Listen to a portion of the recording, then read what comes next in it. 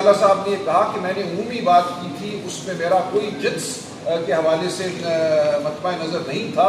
وزیر اعلیٰ کوئی بھی ہو سکتا ہے. انہوں نے وزیر اعلیٰ کے حوالے سے بات کی تھی کہ اگر ہمیں اجازت نہ دی گئی، اختیارات کا غلط استعمال کیا گیا تو ہم پھر بینڈ باجے کے ساتھ آئیں گے. اس میں یہ بالکل کوئی مقصد نہیں تھا کہ خواتین کے حوالے سے کوئی حقارت آمیز رویہ اختیار کیا جائے یا خواتین کی تحقیر کی جائے. تو یہ بات بالکل واضح ہے. اس پوری تقریر کا جو مطمع نظر تھا وہ یہ تھا، اور جس کا اعادہ آج بھی ہم کریں گے، کہ پاکستان کو خدا را اب آزاد کر دیں. ہم نے پاکستان کے 77 سال میں سمجھتا ہوں ضائع کیے ہیں اس لگو دور میں. جمہوریت کو سلب کرنے میں، پاکستان کی عوام کی آواز کو دبانے میں، وہ آواز پختون کی آواز ہو، وہ آواز بلوچ کی آواز ہو، وہ آواز سندھی کی آواز ہو، وہ آواز پنجابی کی آواز ہو، ہم نے ہر آواز کو دبانے کی کوشش کی. اور ہم سے میری مراد وہ طبقہ ہے، وہ لوگ ہیں جو اپنے آپ کو سمجھتے ہیں کہ تقدیر ان کے سامنے سر نگوں ہے، کہ پاکستان کی تقدیر کے وہ مالک ہیں. ہم آپ سے اب یہ کہتے ہیں اس پریس کانفرنس کے توسط سے کہ اب یہ چھوڑ دو. یہ پاکستان اس کا مزید متحمل نہیں ہو سکتا. 8 فروری کو جو ہوا وہ پاکستان کی تاریخ کا ایک یادگار واقعہ تھا. تمام دن پاکستان کی عوام باہر نکلی اپنے گھروں سے. پاکستان کی عوام نے ووٹ دیا، پی ٹی آئی کو ووٹ دیا. کسی اور جماعت سے بڑھ کر ہم 2/3 اکثریت حاصل کر چکے تھے. اس رات جو آپ نے شب خون مارا پاکستان کی جمہوریت پر، وہ کسی سے ڈھکا چھپا نہیں ہے. آپ جو بہانہ کر لیں، جو تعویل پیش کریں، آپ نہیں کر سکتے.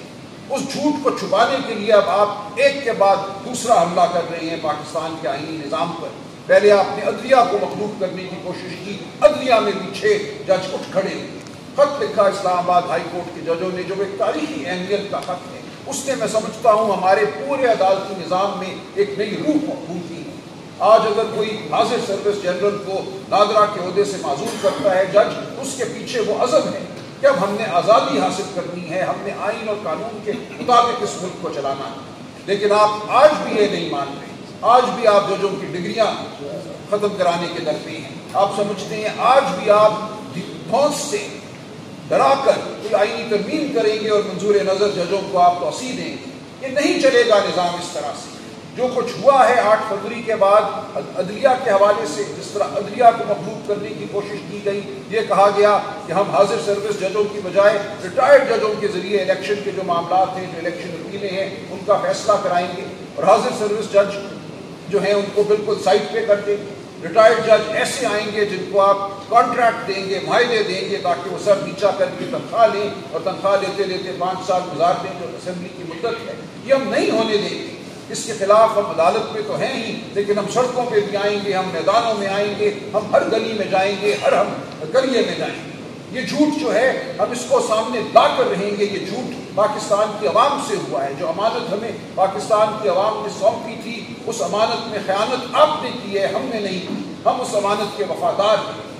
اب آپ یہ چاہتے ہیں کہ پارلیمان کو نگوں کریں، سر نگوں کریں.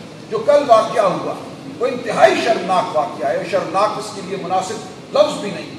بظاہر یہ نظر آتا ہے کہ اسپیکر کی مرضی سے، اسپیکر کے ادھر دیکھنے کے سبب پارلیمان پہ حملہ ہوا، پارلیمان کے تقدس کو پامال کیا گیا. ہم بالکل یہ کہتے ہیں کہ آرمی کی جو تنصیبات ہیں وہ باعث عزت ہیں، ان پر حملہ نہیں ہونا چاہیے. لیکن کیا پارلیمان باعث عزت نہیں ہے؟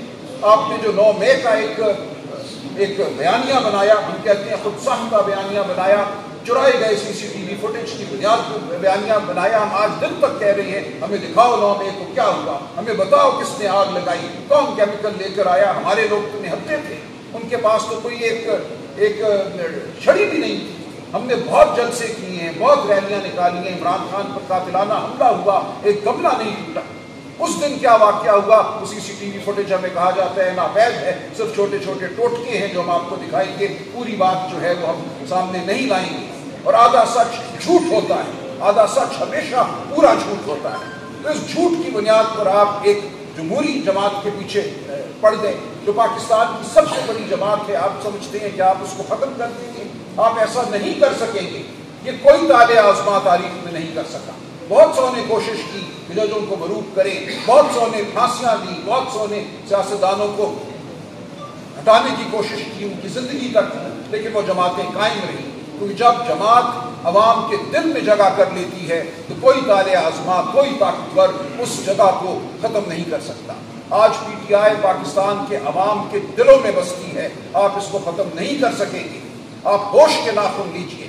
آپ نے جو پارلیمان پہ حملہ کیا، اور ایک وہ پارلیمان جو 8 فروری کے فراڈ کے بعد جو 9 فروری کی رات آپ نے کیا، اس فراڈ کی بنیاد پر قائم ہے، اس سے بدستور آپ قانون سازی کراتے ہیں۔ کبھی آپ ریٹائرڈ ججوں کو بلاتے ہیں الیکشن ٹرائبیونل کے طور پہ، اب آپ چاہتے ہیں کہ آئینی ترمیم کریں۔ یہ آئینی ترمیم کرنے کا طریقہ نہیں ہے۔ ادارہ آپ یہ سمجھ لیجئے کہ دھوس سے، مار پیٹ سے لوگوں کو اٹھا کر آپ جب آئین کی ترمیم کریں گے تو نہ آئین کی کوئی وقت رہے گی، نہ پورے نظام کی کوئی وقت رہے گی۔ ہم کیسے لوگوں کو روکیں گے؟ اس وقت ایک دعویٰ ہے جو باہر ابل رہا ہے، کتنے لوگ ہمیں سارا دن سینکڑوں ہزاروں مجھے ایسے جا رہے ہیں کہ ہم سڑکوں پہ نکلنا چاہتے ہیں۔ میں ان کو یہی کہتا ہوں کہ آپ کا فرض ہے اب نکلنا سڑکوں پر۔ ہم عدالت میں بحث کر چکے اور کرتے رہیں گے۔ ہم پارلیمان میں بھی بات کرنے کے خواہش مند ہیں، لیکن آپ کے پارلیمان پہ بھی حملہ کرتے ہیں تو کون سا راستہ رہ جاتا ہے پاکستان کی عوام کے لیے؟ ہم کسی کے راستے میں کھڑے نہیں ہوں گے۔ یہ ہر فرد کا میں سمجھتا ہوں اب ایک فرض ہے، ایک فریضہ ہے کہ وہ باہر نکلے اور اپنی آواز بلند کرے۔